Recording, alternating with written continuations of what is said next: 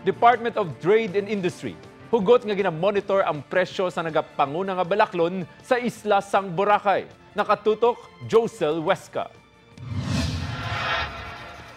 Nagpatigayon sa inspeksyon ang DTI Aklan sa mga establishmento komersyal sa isla sang Boracay. Inagod masiguro nga nagasunod sa insakto nga presyo ang mga negosyante sa isla, ilabi na kay nagahilapit ang liwat nga pagbukas sini. Automatic price ceiling for basic necessities lang was implemented during yung declaration of state of calamity sa 3 barangays in Boracay Island.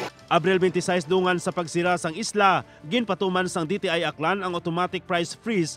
Pero nag-expire na ini sang Hunyo 26 kag posible nga mangin kahigyunan ini sang pila ka mga negosyante nga magpasaka sang presyo. Yung automatic price ceiling is implemented for 60 days.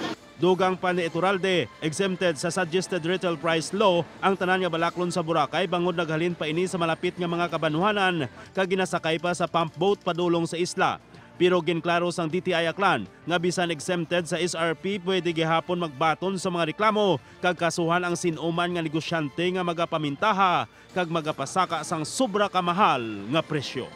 Josel Huesca para sa One Western Visayas.